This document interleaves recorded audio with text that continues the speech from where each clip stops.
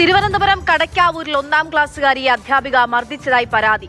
Kavalayoor government higher secondary സ്കൂളിലെ 1ാം class വിദ്യാർത്ഥിനിക്ക് കൈവിരലിന് പരിക്കേറ്റെന്നാണ് പരാതി.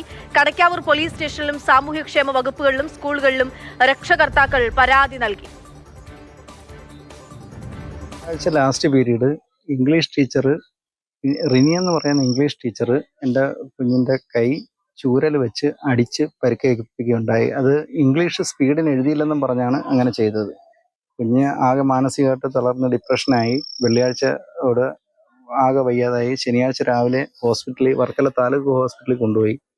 അവിടുന്ന് മരുന്നെല്ലാം തന്ന് ഇന്ന് വർക്കല താലൂക്കിൽ നിന്ന് റെഫർ ചെയ്ത് പാരിപ്പള്ളി മെഡിക്കൽ കോളേജിലേക്ക് റെഫർ ചെയ്ത് വിട്ടു. അവിടുന്ന് കൈക്ക് ചെറിയ ചതവ് പറ്റിയിട്ടുണ്ട്, സ്ക്രാച്ച് പറ്റിയിട്ടുണ്ട്. അങ്ങനെ പ്ലാസ്റ്റർ ഇട്ട് കൊണ്ടുവന്നിരിക്കുകയാണ്.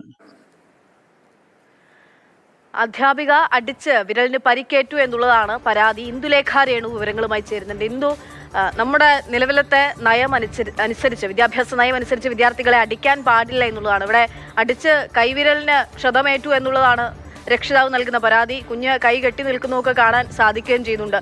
എന്താണ് ഉണ്ടായത്?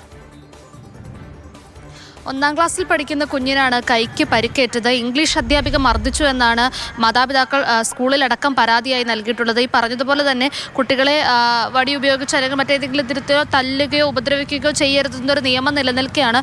ഇത്രയും കുഞ്ഞുകുട്ടിയെ ചൂരൽ ഉപയോഗിച്ച് തല്ലി എന്നാണ് പരാതിയിൽ പറയുന്നത്. ഇംഗ്ലീഷ് വേഗത്തിൽ എഴുതിയില്ല എന്ന് പറഞ്ഞ് വഴക്ക് പറയുന്നതിനോടൊപ്പം തന്നെ വടി ഉപയോഗിച്ച് തല്ലുകയായിരുന്നു എന്നാണ് പരാതിയിൽ മാതാപിതാക്കൾ പറയുന്നത്.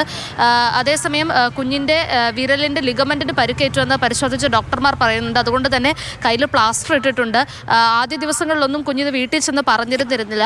കഴിഞ്ഞ വ്യാഴാഴ്ചയാണ് ഈ സംഭവം നടക്കുന്നത്. പക്ഷേ വെള്ളിയാഴ്ചയൊക്കെ ആയപ്പോഴത്തേക്കും കുഞ്ഞ് കൈവിരൽ ഇങ്ങനെ മറച്ചു പിടിക്കുന്നതായും എന്തൊക്കെയോ ബുദ്ധിമുട്ടുകൾ കുഞ്ഞിനുള്ളതായും മാതാവിന് സംശയം തോന്നിയിട്ട് എന്താണ് സംഭവിച്ചതെന്ന് കുഞ്ഞിനോട് കാര്യമായി ചോദിച്ചപ്പോഴാണ് ഇങ്ങനെ ഒരു സംഭവം നടന്നു, അധ്യാപിക മർദ്ദിച്ചു എന്നൊക്കെ കുഞ്ഞു പറയുന്നത്. അപ്പോൾ തന്നെ കുഞ്ഞിന് അത്യാവശ്യം നന്നായി പനിയും ഉണ്ടായിരുന്നു. ഈ മർദ്ദനമേറ്റതുകൊണ്ടും കുഞ്ഞിൻ്റെ ഉള്ളിലുണ്ടായ ഭയം കൊണ്ടുമാണ് ഈ പനി വന്നതെന്നുമൊക്കെയാണ് മാതാപിതാക്കൾ പറയുന്നത്. കുഞ്ഞിനെ ആശുപത്രിയിൽ എത്തിച്ചു. അതിനുശേഷമാണ് ഈ പരിശോധന നടത്തി ലിഗമെന്റിന് പരിക്കേറ്റു എന്ന് പറയുന്നത്. നമ്മളിതിപ്പോൾ സ്കൂളിൽ വിളിച്ച അധികൃതരോട് സംസാരിച്ചിരുന്നു. അപ്പോൾ പ്രധാന അധ്യാപിക പറയുന്നത് ഇത്തരത്തിലൊരു പരാതി അവരുടെ ശ്രദ്ധയിൽപ്പെട്ടിരുന്നു.